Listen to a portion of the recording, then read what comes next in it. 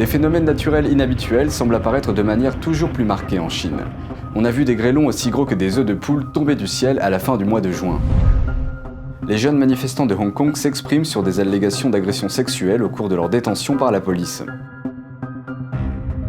Plusieurs anciens reporters de CNN travaillent maintenant pour la section chinoise de propagande à l'étranger, produisant des rapports conformes au discours du régime communiste.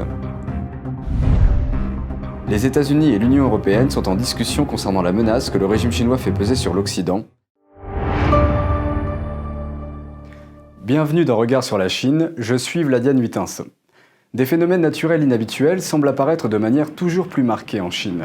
Une tempête de grêle à Pékin a déclenché le buzz sur Internet. On a vu des grêlons aussi gros que des œufs de poule tomber du ciel à la fin du mois de juin.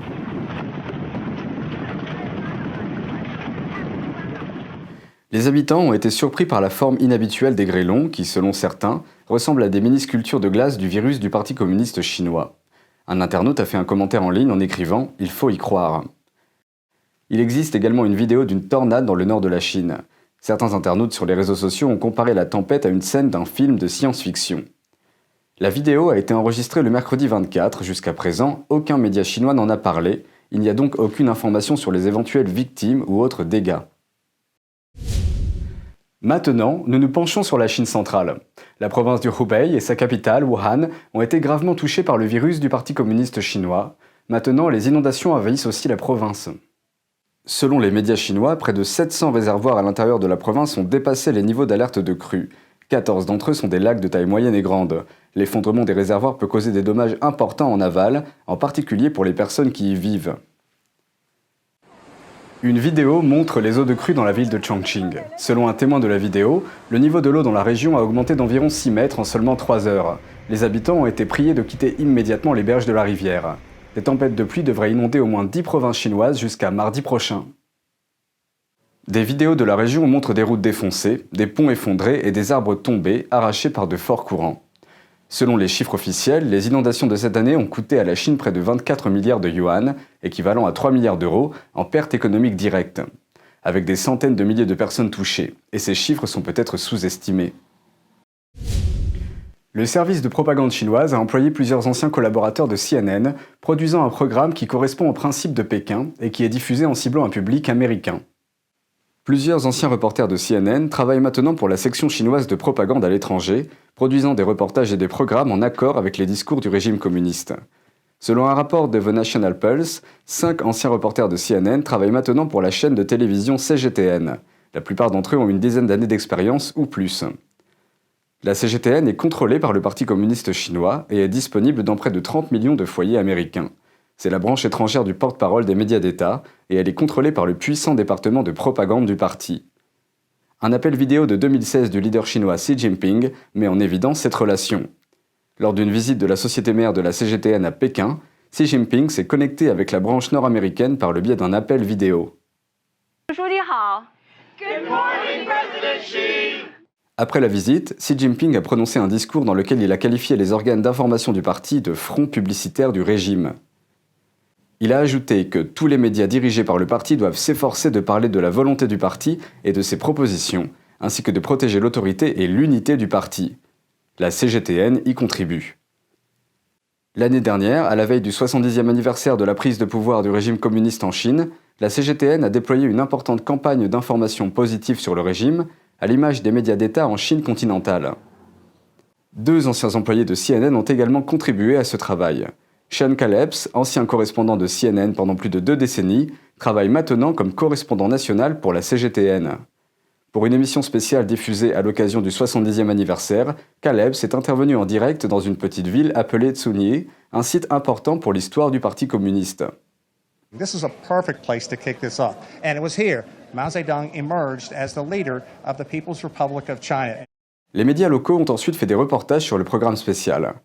Le rapport a déclaré que Calebs était ravi d'apprendre l'histoire de la ville et que la consolidation du pouvoir de Mao était un moment de l'histoire très important pour les étrangers qui veulent apprendre à connaître la Chine. De retour aux États-Unis, l'ancien présentateur de CNN, Anand Naidu, a également diffusé un épisode dans son émission concernant cet anniversaire. Do you see China, with its growing power, playing a bigger role, a bigger global leadership role? Well, absolutely. Mais les rapports déséquilibrés sur la Chine ne s'arrêtent pas là. Un autre ancien reporter de CNN, Jim Spellman, a enregistré un reportage sur l'innovation technologique du Parti communiste. Le rapport affirme que la Chine devient un leader dans les technologies de pointe, mais ne mentionne pas le vol massif de technologies américaines par le régime. Le directeur du FBI, Christopher Wray, affirme que Pékin est la plus grande menace pour l'innovation américaine, grâce à ses pratiques d'espionnage sur les entreprises américaines, allant des petites startups aux grandes entreprises. Le FBI a lancé plus de 2000 enquêtes actives qui remontent jusqu'au gouvernement chinois. M. Wray a ajouté que le régime chinois tente de faire évoluer la pensée politique américaine vers une direction plus amicale et plus pro-parti communiste chinois. Les manifestants pro-démocratie de Hong Kong font face à bien plus que des gaz lacrymogènes et des matraques. Certains affirment avoir été agressés sexuellement par la police, mais peu de victimes se sont exprimées, par peur des représailles. Alors que le sort de Hong Kong devient de plus en plus dramatique sous la pression de Pékin, un plus grand nombre de victimes commencent à s'exprimer. After this traumatic experience, I was often terrified to tears when I heard loud noises. D'autres victimes se révèlent et accusent la police de Hong Kong d'agressions sexuelles, qui auraient été commises lors des manifestations pro-démocratiques de l'année dernière. Des allégations similaires se faisaient entendre depuis le début de la manifestation, mais peu se sont exprimés par crainte de représailles. Cependant, cela commence à changer. Dans une vidéo récemment publiée, les victimes demandent au monde de se lever contre ce qu'elles appellent le viol de Hong Kong. Une étudiante de 17 ans qui apparaît dans la vidéo a raconté son histoire lors d'une conférence de presse.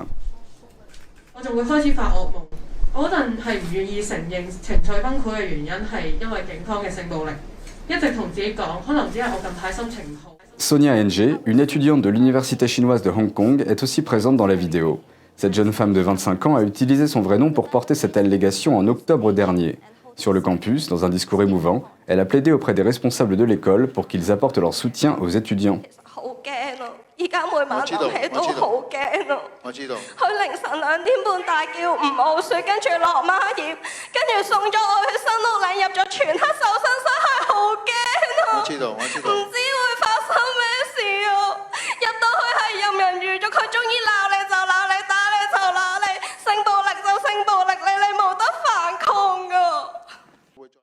Les inquiétudes suscitées par ces agressions ont fait la une des journaux du monde entier l'année dernière lorsqu'une femme de 19 ans a déposé plainte en octobre contre les forces de police de Hong Kong. Elle a déclaré avoir subi un viol collectif pendant sa détention et a découvert plus tard qu'elle était enceinte.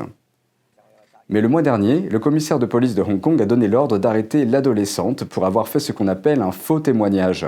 Depuis, l'adolescente a dû fuir hors de Hong Kong. Les forces de police de Hong Kong ont nié ces allégations. Mais en novembre dernier, le service public de radio et de télévision sud-coréen, et l'un des plus grands réseaux de télévision de la région, a interrogé un officier de police anonyme de Hong Kong. Le policier a déclaré que les cas d'agression sexuelle sont non seulement réels, mais plus répandus que les gens ne le pensent.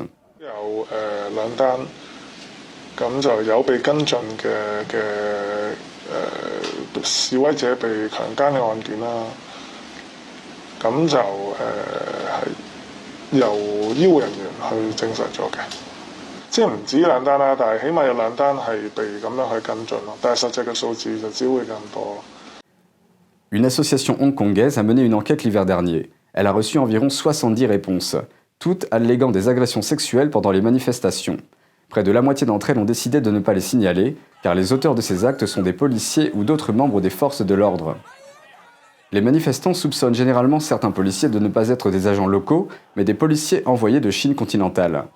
À la fin de la vidéo, les victimes ont exprimé leurs inquiétudes face à la répression croissante de Pékin contre Hong Kong et ont demandé l'aide des États-Unis. We appeal to you, America, the leader of the free world.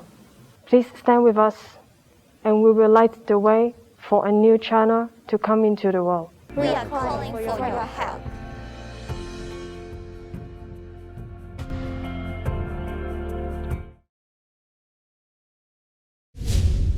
Les États-Unis et l'Union européenne entament un nouveau dialogue sur la menace que la Chine fait peser sur l'Occident. La discussion a été proposée par le haut représentant de l'Union européenne pour les affaires étrangères, Joseph Borrell. Selon le secrétaire d'État américain Mike Pompeo, l'administration Trump a accepté la proposition car le président ne veut pas que l'avenir de l'Amérique soit décidé par le Parti communiste chinois et il pense que ses homologues européens sont du même avis.